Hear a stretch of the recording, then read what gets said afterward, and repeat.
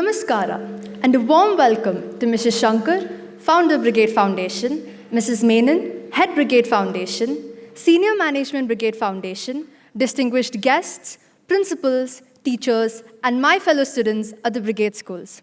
We are delighted to have you all today for the Pathfinder Talks.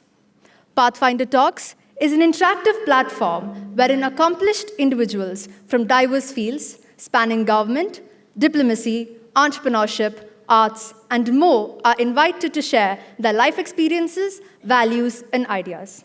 The aim of these talks is to broaden students' perspectives, deepen their understanding of varied career paths, and inspire them to think critically and creatively.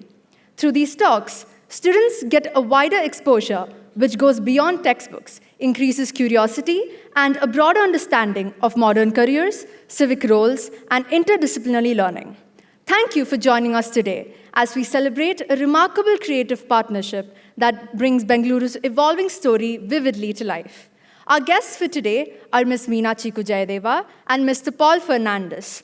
We are delighted to have them as our guests. On behalf of the Brigade Foundation, I would like to extend a warm welcome to them. Now, over to my friend Advika, who will be introducing our esteemed guests.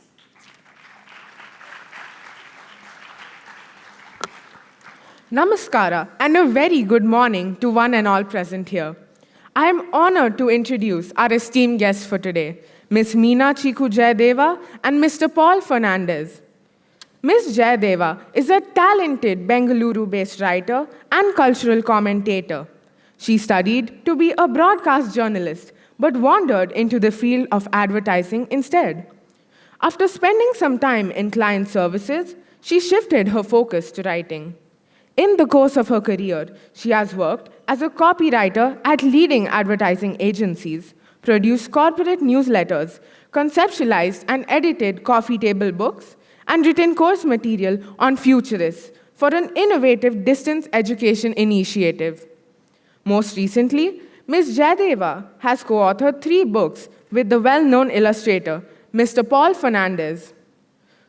Alongside her this morning, we are honored to have Mr. Fernandes, Bengaluru's beloved illustrator and cartoonist.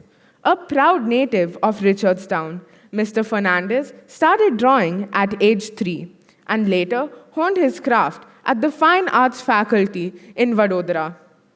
Drawn back home, he established his creative life in Bengaluru, turning his nostalgia for the city into playful, vivid illustrations that resonate deeply with the locals.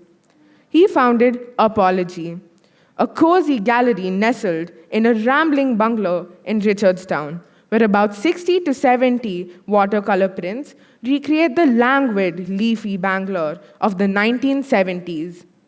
The gallery has become a whimsical time capsule where visitors relive cherished memories over cups, cushions, bookmarks, tiles, and more. Together, Ms. Jayadeva and Mr. Fernandes have created many books like Coastline, Bangalore Swinging in the 70s, and The Great Bangalore Morph. Their beautiful synergy of words and art also led to the acclaimed exhibition, Bangalore, Then and Now, which was showcased at the Bangalore International Center. There, visitors experienced a visual and narrative timeline from Bengaluru's founding myths to modern-day realities, including poignant scenes from the pandemic. Mr. Fernandes' illustrations are infused with gentle humor and nostalgia, aiming not merely to depict, but to remind us of a city's soul, its greenery, its community, its memories, while Ms. Jayadeva's writing sets every image in context with clarity and heart. We look forward to their talk about their creative journey together today. I welcome both our guests on stage.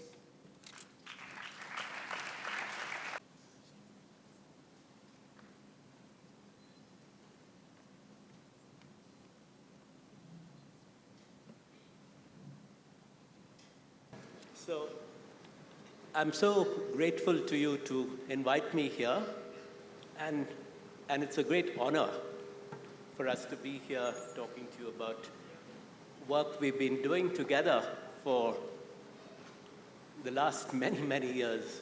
Long time. So, well, thank you.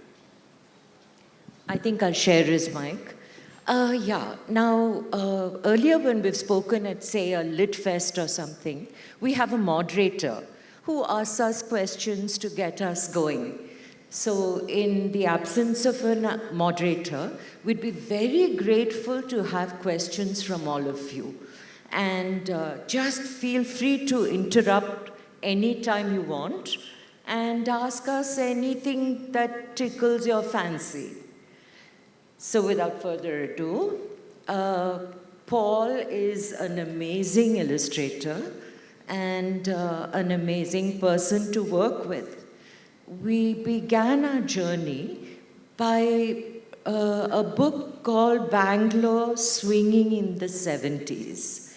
And this picked out various places in Bangalore that were really, really popular in those days. And you'll see some of them coming up on the screen. It's not just places, it's also the mood of the moment, a way of life. And this was a great working experience. Paul is an old Bangalorean. He's born here? Born here 67 years ago. So I was born in Bangalore in a large family of 10 children, and we lived in this huge house opposite East Bangalore Station. And it was a spacious and gracious bungalow with a large garden, and in it grew 40 fruit trees. Also growing in it were these 10 children who spent much of their time on the trees outside. And, every day we'd cycle to school or walk. If you didn't have a cycle, you walked to school. And I think, part of my early drawings were done in early school. But according to my mother, she said I destroyed their house when I was 3 and 4, as someone said, drawing pictures on the walls of their house and destroyed their house.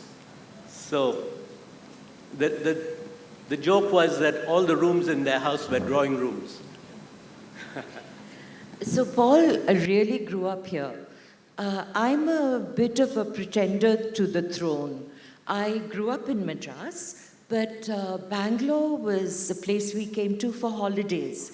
And for a simple girl growing up in Mylapore, Madras, Bangalore was just the most exciting place.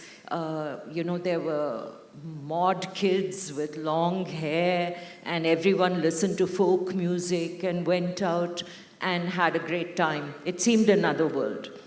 Much, much later, I shifted to Bangalore, and I'd heard of Paul and knew him slightly. And then one day he came to my house and he asked me if I would like to collaborate with him on Bangalore Swinging in the 70s.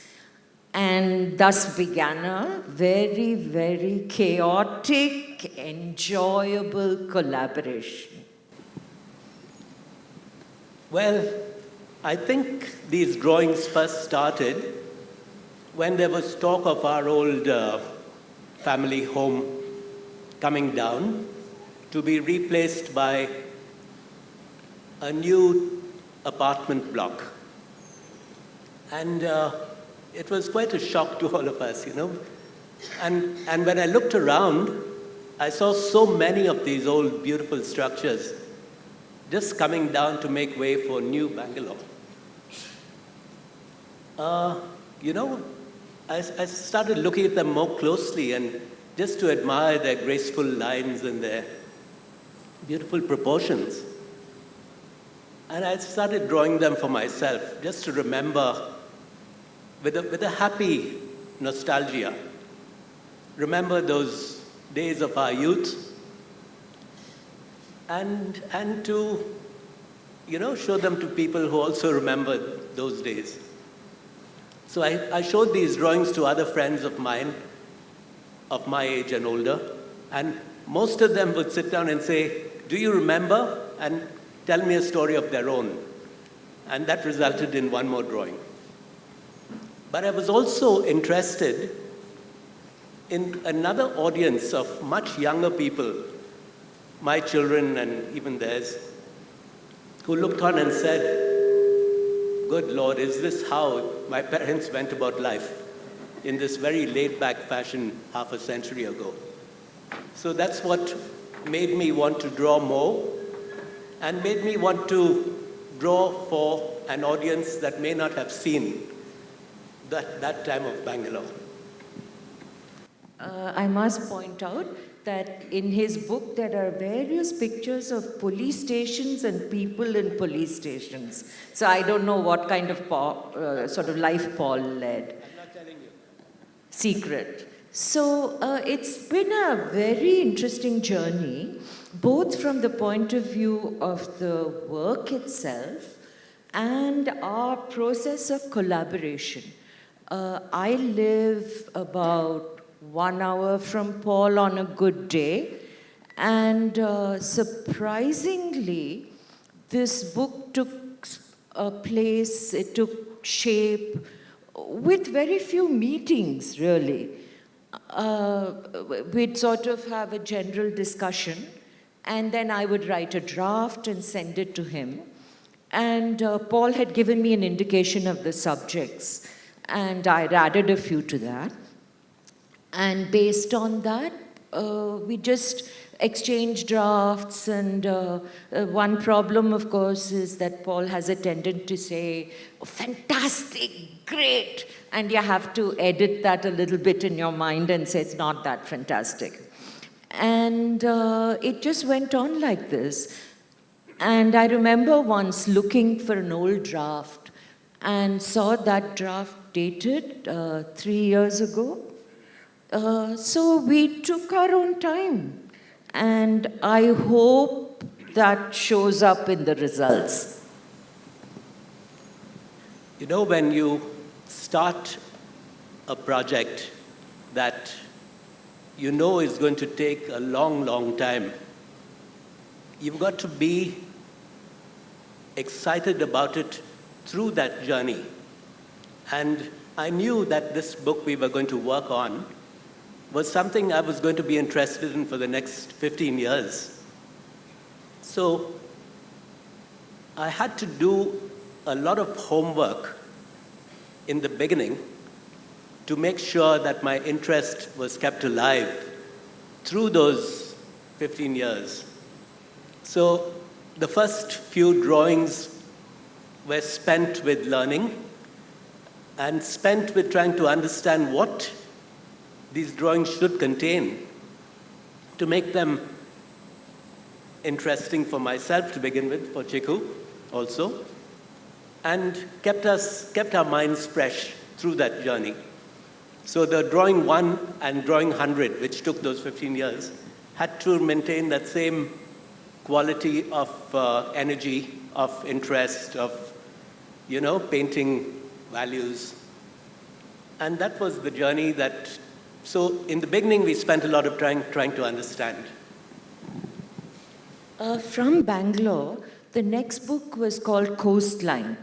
And this was again a very much loved idea of Paul's. And it covered various coastlines going up to Bombay. And Paul is from Mangalore. So Mangalore, weddings and life in Mangalore was one big important part of the book. Went on to Goa, which was very exciting and very different, and had its own challenges. Because as a writer, you look at the illustration and it's absolutely brilliant. But what do you hang the story on? Because there has to be a story. And we never wanted it to be very heavy or boring. So for instance, in Goa, I remember there was a beach illustration, and I had just read something about a crazy hippie called Three Finger Eddie. And he'd lived in Goa all his life, and he died, and his funeral was live-streamed across the world. And it was just such a bizarre story. So Paul quickly painted a three-finger Eddie onto the beach illustration, and that became the story. So very often it's a bit of a journey, to understand how you can make something interesting. We went on to Bombay, and here Paul, in my opinion, one of his most brilliant illustrations in terms of detail is of the station. And here I'll let Paul take over. Having lived in Bangalore all my early life, we were used to a very laid-back way of life. So my first visit to Bombay really, it was love at first sight, because there was so much happening. It was a buzzing city, coming from the sleepy city. So everything seemed to be something to look at closely. The architecture, the roads, and the people, of course. But the huge difference when you work in Bangalore as an artist, and then you go to Bombay is, here there's so much green with our tree cover. And in Bombay, wherever you look, there's so much blue. And every possible shade of blue you can think of when you look at the sea from anywhere in Bombay. And you shift your gaze a little bit, and you get drowned in this other sea of humanity, which has every other possible color you can think of. So that was an eye-opener, and truly inspiring to a young, impressionable artist who's been there for the first time. And I decided to spend a lot of time walking, taking buses, and just enjoying learning about the small things you came across everywhere in that city. Yeah, and I've never lived in Bombay, unlike him. So I was writing about things I didn't really know about. So a lot of it is things I'd read, which I translated into personal experience a bit. And we were exhibiting at the Lit Fest in Bombay. And at some point, Paul and I went for a little walk. And I remember just gasping and saying, oh, that's Rhythm House. Because I'd written about Rhythm House, never seen it. And now it seemed like magic. So that was a lovely experience. We now come to the third book that we did. And this was an idea of Paul's, which took us back to Bangalore, but with a much wider perspective. So it was the history of Bangalore from the time Bangalore was founded, or at least what we imagine was the time it was founded, to various stages in its growth, from garden city to IT city to booming town, and life that had changed over those decades, from pensioners' paradise to this IT wonderland. And then we came to the latest avatar in Bangalore's history, which was COVID. And as you all know, COVID turned our lives upside down and inside out.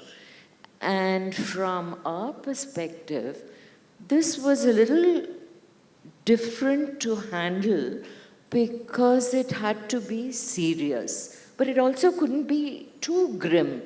Touch of hope, touch of humor, but basically that huge element of life-changingness, whether it was for older people scared, cut off from medical assistance and their family, for students who were suddenly without any social life, without the enjoyment of coming to school, seeing friends, parents who didn't particularly enjoy every responsibility that was involved, and people out of job, people out of work, people lost, people scared.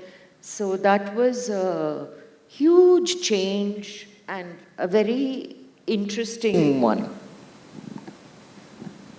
Well, you know, when this book first started, this Great Bangalore Morph, I was thinking of it as recording the city growing through my life, which was the time I sort of knew it.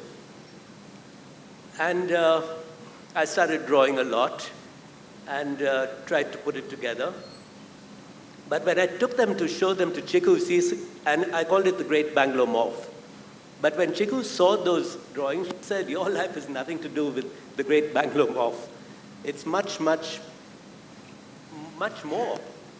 And she said, we must start at the beginning, and we've got to end today, which was in those days, 2019, when it was getting ready to go to the printer.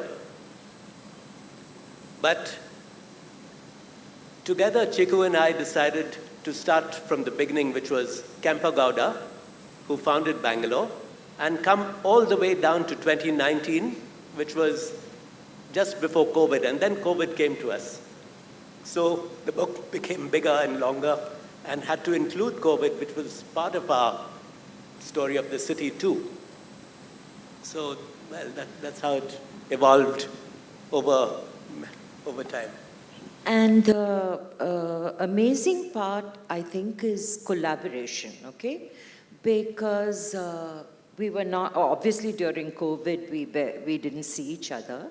And after COVID, I think there was one stage where we used to meet at I don't know whether you guys would know it. It's a restaurant called Jai Mahal Palace Hotel. And it's, for some reason, not very popular. It's a fabulous place, lots of green, no people coming. So both of us would go over there and have, discussions on where things were going. Yeah, write on paper napkins. And there was a sign at the entrance saying that you can't come with guns and you will be fined 2,000 rupees if you sit about without ordering. So we'd frantically order coffees and lime juice and have long discussions. But the book kept evolving, and it was a real challenge how to divide it into sections, because Bangalore had seen so much change, and the reader just going through it shouldn't get lost trying to understand what on earth we're trying to say. So then we had the idea of separation pages and sections. That was fine, but I was in the UK at the time, Paul was in India, and again this, God bless the internet and connectivity, the book really took final shape when we were continents away from each other. Maybe that helped, actually. Yeah. And, it was quite a task. And I think, like all writers and illustrators, you're never sure that you're judging things right. I mean, are you just so much in love with it? We started having to kill our babies. So lots of pictures we thought were fantastic, descriptions, we had to mercilessly remove them.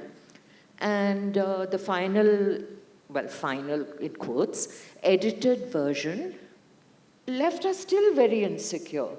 And that's when we decided we had to get a few outside opinions. So let Paul tell the rest of the story.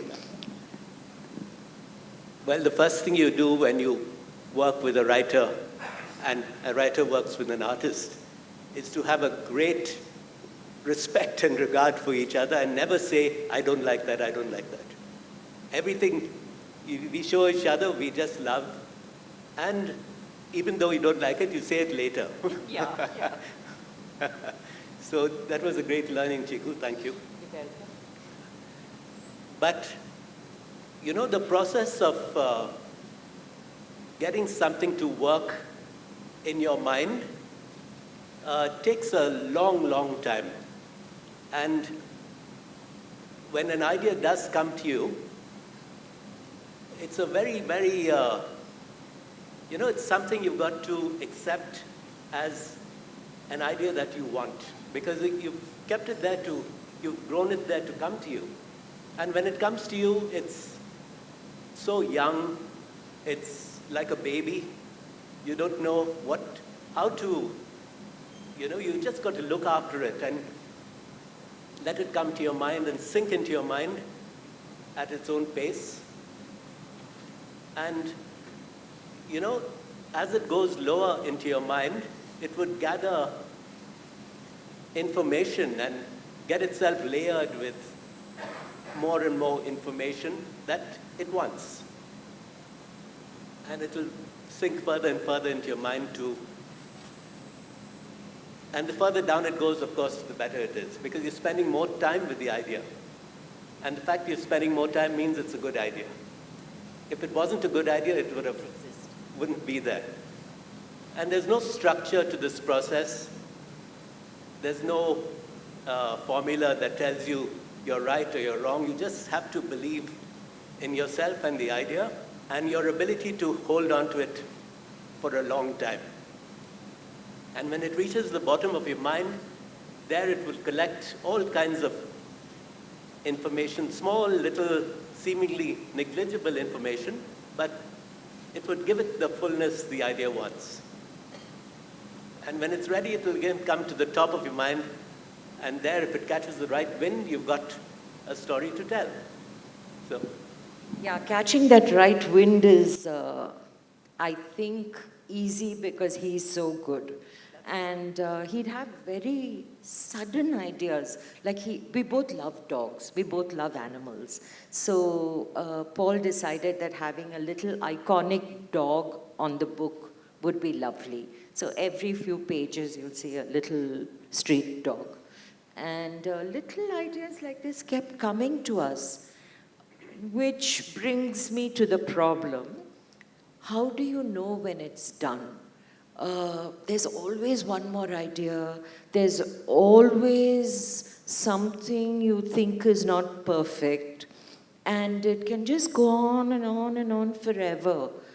So he's very good at that.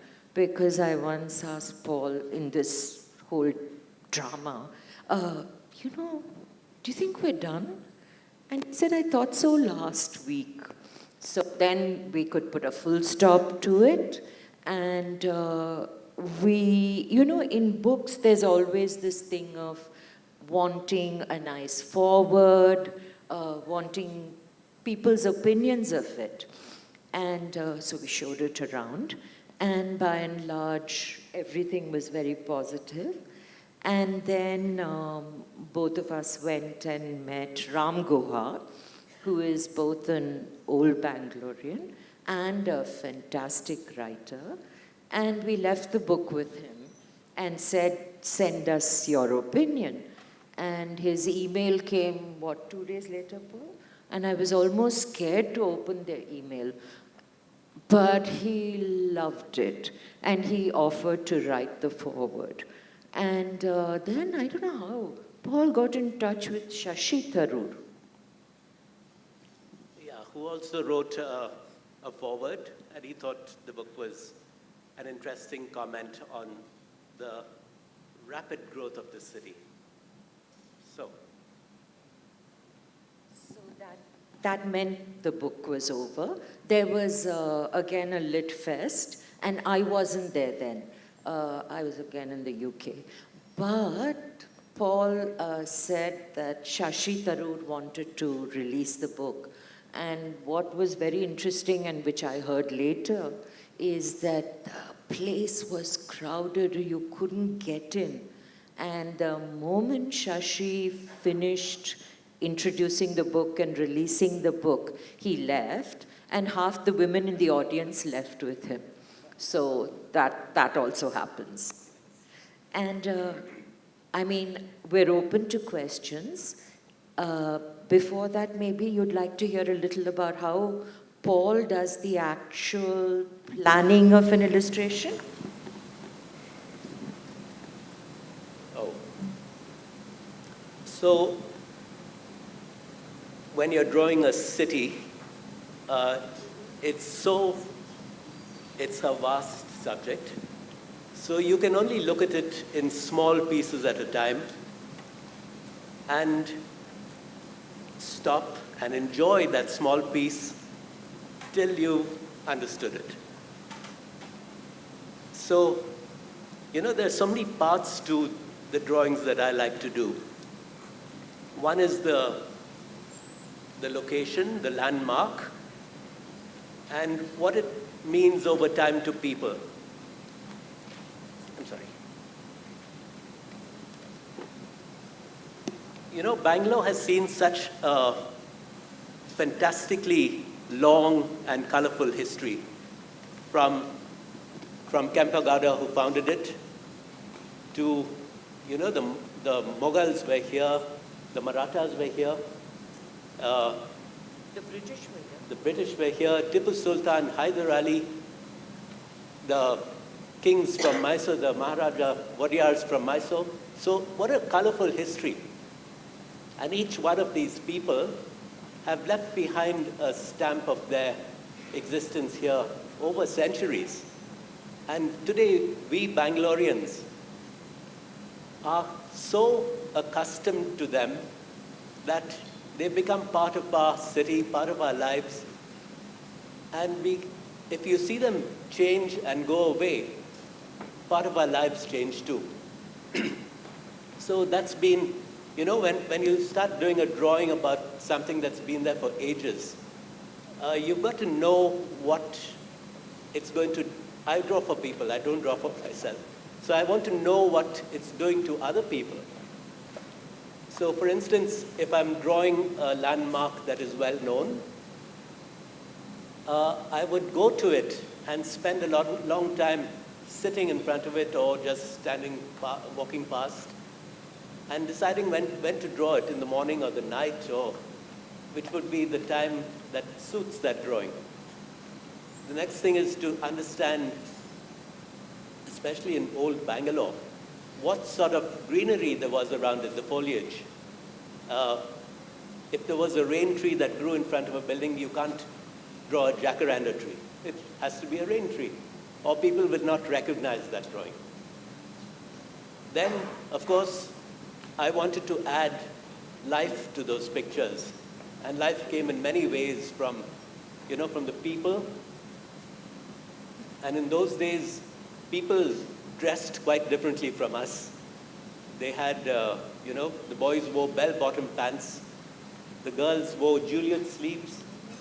And we had different hairstyles. Now I'm nothing. But life was quite different. So as an artist, one needed to look at all that.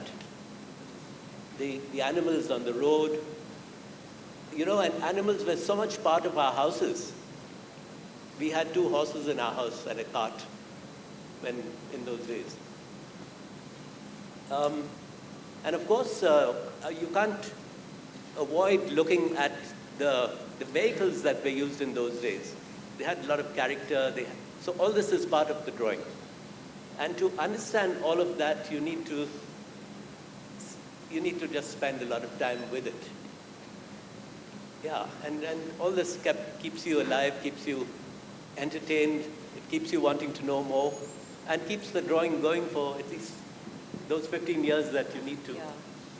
Yeah, I think as far as Paul is concerned, very few of his drawings are they're really the subject of a lot of contemplation and understanding. So each drawing really deserves to be looked at, to be studied in an enjoyable way. At this point, I must also say that Paul's wife, Renu, who's in the audience today, told me about how Paul looks when he's drawing people. So he says when he's drawing that person, his whole face changes to mirror the expression of that person. And that can be very amusing. And I think Renu should have a series of photos of Paul drawing X, Y, and Z. It'll be very interesting. He says that's why he works alone. Yeah. How about some questions from all of you? Do we have the house lights on so we can see you?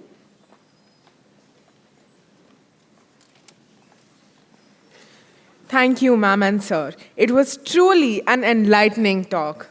I now invite Mrs. Sen to moderate the question and answer session. Namaskara, everyone. Today, what we heard and what we saw was a whole new Bangalore. Most of us haven't seen Bangalore that way. We landed in Bangalore much after that. It was so beautiful to view Bangalore the way you have viewed it. Thank you very much for giving us that insight. You have spoken a lot, but then some of our children still want to know more. Their thirst seemed to have been left unquenched, okay? So we'll start off with Pranav Pai, grade 12 from Millennium, the Brigade School at JP Nagar. He will have the question for Ms. Jayadeva. Hello. Hi, ma'am. I'm right here. I'm here, ma'am. So my question for you is, according to you, what are some important skill sets that a person must possess to become a successful copywriter? Sorry? Ma'am, some important skill sets, according to you, that a person must possess to become a successful copywriter? It's very hard to say. I think it helps if you love what you're doing and not be scared to keep coming back to it, repeating, rewriting, not be scared that you've not got it perfectly, and just keep at it. I mean, sometimes it's horrible. You're sitting at that computer and you're thinking about, oh, that curtain needs to be washed, I can hear a dog barking somewhere, and the last thing you want to do is work. But, and don't forget, when I work with him, there are no deadlines. So it's not that terrifying thing of this is due at 8 o'clock on Tuesday or anything. So discipline really, really helps. And it's not easy. Thanks for the question. Thank you so much, ma'am. Thank you so much. We have Devansh, grade 11 from the Brigade School at Mahadevpura. This question is for Mr. Fernandes. Good morning, sir. Good morning, ma'am. My question to Mr. Fernandes that in a digital age full of filters and fast media, how do you keep the charm of the hand-drawn art alive? Yeah, that's a tough one. But, I've become convinced, having used digital media myself, and I use a computer very much, but I'm now convinced that the time spent before you touch your computer is of great importance to what you can achieve with the computer. So in my case, I try and understand the whole idea before it goes to a computer or any digital solution. And especially when you're talking of things that can't be digitized, like actually experiencing a situation or really looking at something and touching something for yourself, can't be digitized. So there's lots of work which is very enjoyable before the computer. Thank you, sir. Thank you. Our next question is from the Brigade School at Gateway. We have Bhavisha Satyan, and her question is to Ms. Jayadeva. Namaskara, sir. Namaskara, ma'am. How do you perceive the transition from being a broadcast journalist to getting into the field of writing? Oh, I think my days in broadcast journalism were like this. And it was interesting in that you were covering stories that were weird or unusual. This was in Canada, so there were a lot of stories of Nazis and exorcists and things like that. But I think there's a certain magic in just writing about everyday stuff. And I don't think I would have survived in broadcast journalism. Having said which, when I came from Canada to India, there was only Doordarshan. And I mean, it wasn't this investigative journalism that I saw myself as starring in. So, yeah, I prefer writing. And the transition was kind of forced. It's not like I had much of a choice. Thank you. Welcome. Our next question is from Samik Shamzaneni, grade 11, the Brigade School at JP Nagar. Namaskar, ma'am. Namaskar, sir. A city like Bangalore, where everyone's on the move, it's crowded with concrete structures, and yet you chose to illustrate its beauty. So what attracts you most about the city? I'll let the old Bangalorean answer that. Can you repeat that, please? So a city like Bangalore, where everyone's on the move and there's no time to pause, and it's crowded with concrete structures, and yet you still chose to illustrate its beauty. So what attracts you most about this city? There's so much in Bangalore that is still so beautifully kept, so beautifully maintained. We have our parks. We have a lot of people who are working so hard to get back what there was and to keep what there is intact. So all that is still very beautiful in our city today. But what we've got, we must keep and work hard to keep it the way you like it.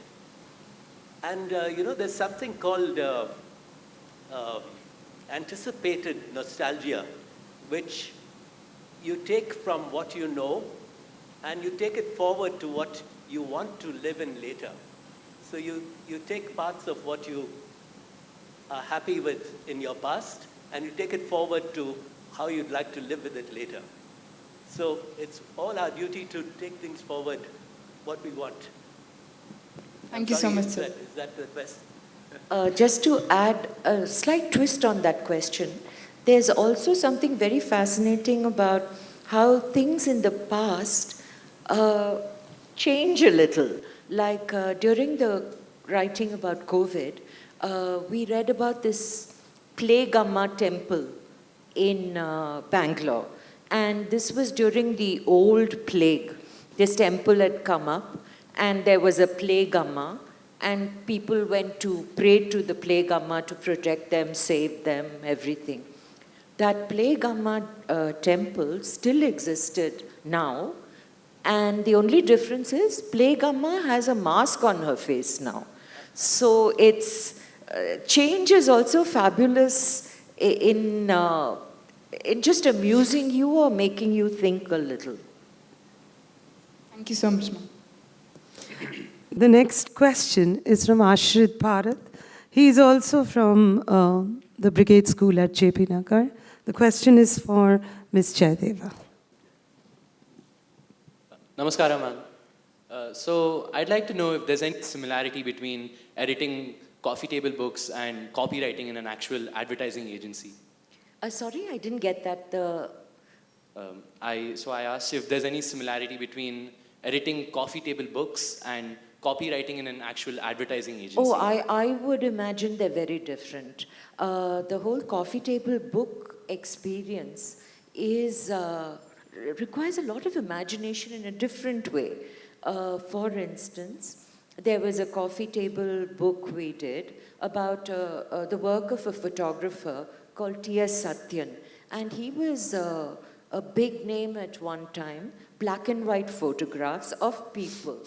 And he had masses of pictures, and he wanted to make a book out of it. So you had to go through it, and out of 1,000 pictures, select pictures that really told a story. And it took a lot of time, it took imagination, and I think it was very, very rewarding, because you had this final thing in the end which looked really, really lovely and encapsulated his work. So many coffee table books like this come with that aspect of interest. You're learning about a whole different medium. I'm not putting down advertising agency work. That also has its challenges. It's got deadlines. It's very interesting. But from a personal point of view, I've enjoyed the coffee table books more. Thank you so much, ma'am. The next question is from the Brigade School at Mahadevpura. Shri Hari of grade 11 will ask the question, and it's for Mr. Fernandes. Namaskara, ma'am. Namaskara, sir. Namaskara. Begin with, I absolutely loved your painting, sir. Sir, and my question is, students like most of us who love drawing or sketching, what advice would you like to give us to build confidence and turn this hobby into a career? Oh, that will take me 10 years to talk to you about. But what I can say is,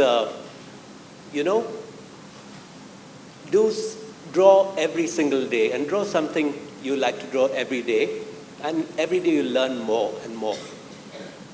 But also you must start enjoying things that you may not think important, that you have to do. Start enjoying small things that will come together at some point to make a bigger picture. So you can never start looking at a big picture without looking at the smaller detail. And in the case of a painting, hundreds of details go into making that one picture. So you have to enjoy every small part of it. And it takes a long, long time. Every day you'll come across a bottleneck. You'll come across a problem that you don't understand. So you've just got to be careful in giving things its time, not trying to rush an idea through for the sake of, because you don't have the time, and just enjoy the process. Yeah, so, the only thing I can say is, while you're working on it's a great career to have, let me tell you, because it's a non-pressured career. Art is a peaceful business to be in. And of course, it's a difficult process. You'll find you're stuck every minute of the day with a creative idea. You just have to, find your way forward peacefully. And a career is a beautiful career to be in. Thank you so much. I didn't answer that better enough. I think it's a hard question to answer, because a career out of art is not easy, right? It's a matter of dedication, talent, hard work, and perhaps also a bit of luck sometimes, making the right connection at the right time. I don't think, if you're seriously into your work, you don't need connections to take it forward. it's your work that goes forward. So a career will depend so much on how strongly you are connected to your work. Quality speaks. Quality has to speak. Thank you, ma'am. The next question is for Ms. Jayadeva, and it will be asked by Ritansh of the Brigade School at Mahadevpura.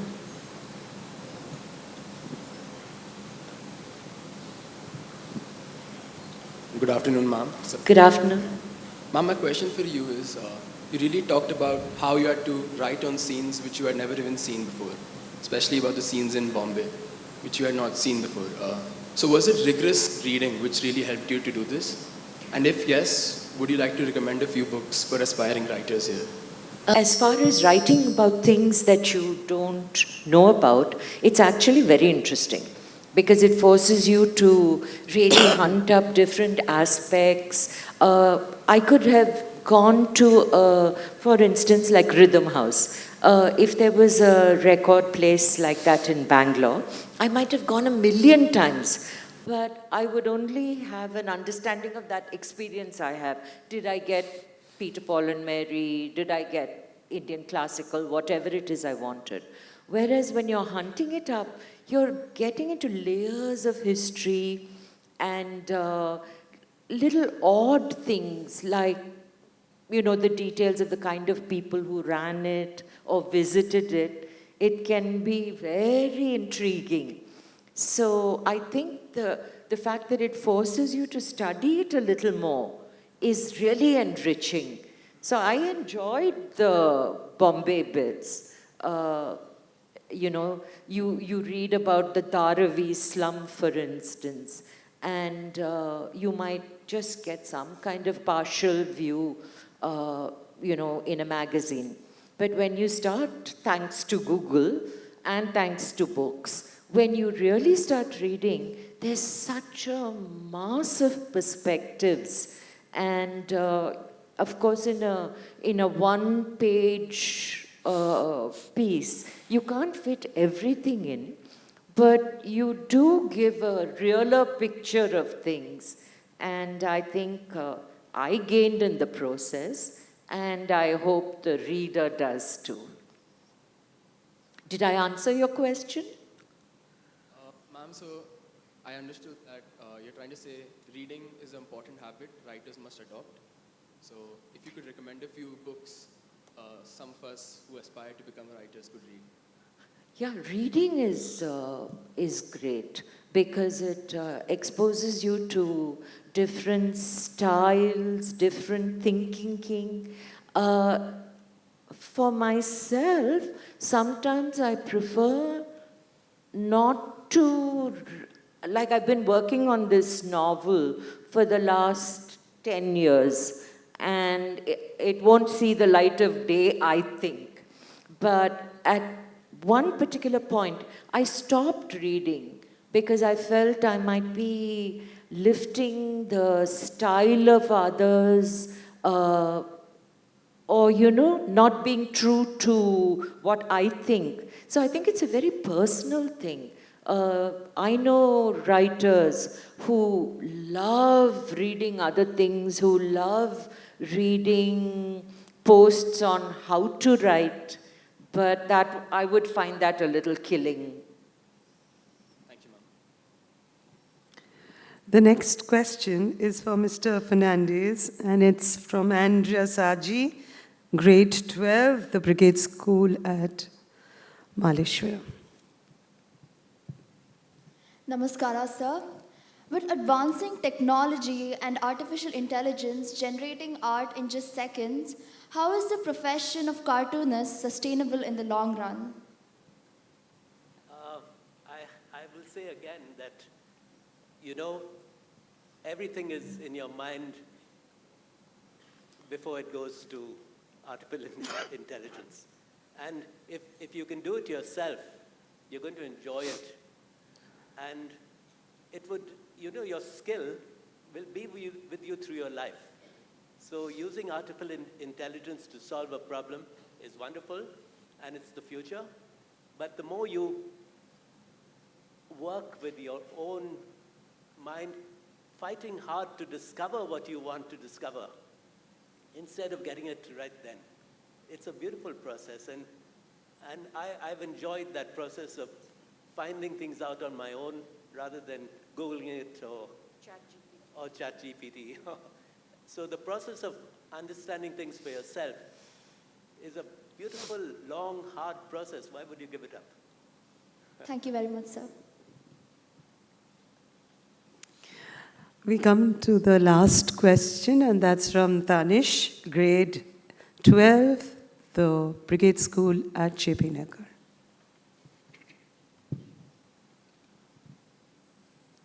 Namaskara, ma'am. Namaskara, sir. I have a question for you, Mr. Fernandes. Do you think that you have more freedom of self-expression through paintings or cartoons? Wow. That's a question. You know, a cartoon could be just a squiggle of a line, and it could be a humorous, beautiful drawing. But in my case, I've decided for a long time to make those cartoons look more like paintings. So, working on composition, working on color, working on depths of field, all those things come into play. And it's a cartoon is something you can smile at and it's finished. But here, the same drawing can be hung up on a wall and enjoyed because of its color and its composition. So, a cartoon is just a humorous idea that someone poses back to you to make you look at something differently in a humorous way. And that's exactly what I'm trying to do with making that cartoon a painting. And the use of humor is something that's so important to understand. You can't use humor that crosses a line. You have to know where to draw that line. And it's a process. So it's a vast subject to understand humor. So one needs to pick at it carefully and use it in delicate portions. So you're not talking very strongly to your audience, but talking gently. Thank you, sir. Thank you, sir and ma'am. It was so enlightening. The entire session was extremely enriching. And thank you very much for patiently answering all the queries that the children had. Now I invite Ashishta Kashyap of grade 9 to come and deliver the vote of thanks. Thank you.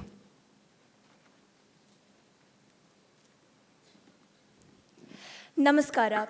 It is an honor for me to propose the vote of thanks for this engaging session by Ms. Jayadeva and Mr. Paul Fernandes. On behalf of the students, principals, and the Brigade Foundation, my deepest appreciation to Ms. Jayadeva, whose engaging storytelling and cultural insights added layers of meaning to the session conducted today. Her beautiful structuring of Bengaluru's history, from its founding myths to the pandemic era, helped us to understand our city in a new light. Her ability to weave historical context with everyday anecdotes made us reflect on our roots and imagine what our future can be. A warm and heartfelt thank you, Mr. Paul Fernandes. The whimsical watercolors and vivid illustrations brought these narratives to life. Your depictions of old Bangalore, tree-lined streets, vintage cars, community corners captured our imagination and anchored today's reflections in visual memory. Sir, your art struck a chord, making us pause and reconnect with the city we walk every day but often overlook. Together, they both created a seamless tapestry of words and visuals that felt both nostalgic and forward-looking. My sincere thanks to the Brigade Foundation for providing us with this opportunity to interact with creative minds like Ms. Jayadeva and Mr. Paul Fernandes. A big thank you to all attendees. students, teachers, and guests for joining this journey, listening attentively, and sharing your enthusiasm and thoughtful questions. Please join me in applauding their generosity and brilliance.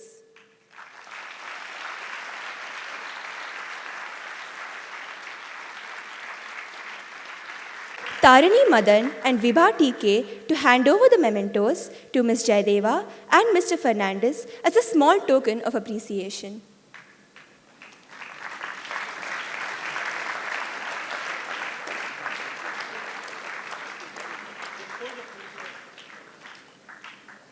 Thank you and wish you all a good day.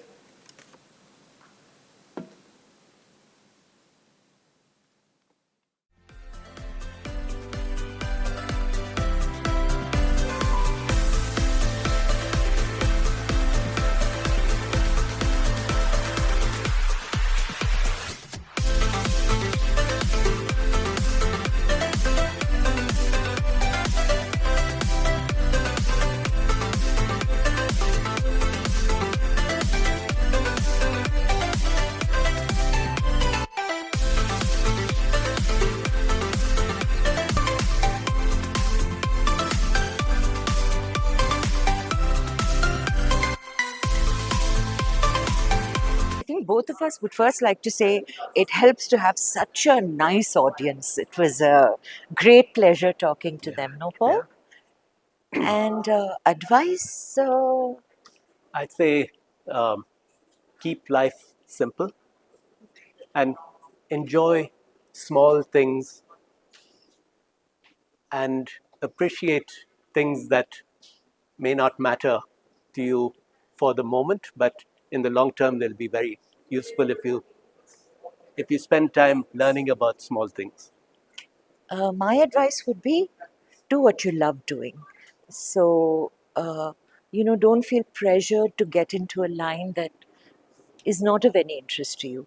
Because ultimately, if you look back on your life 20 years from now, you should feel happy with the way you've lived those 20 years. So just do what you love doing, but be practical. And if you have a lifetime of hard work, you're blessed. Yeah.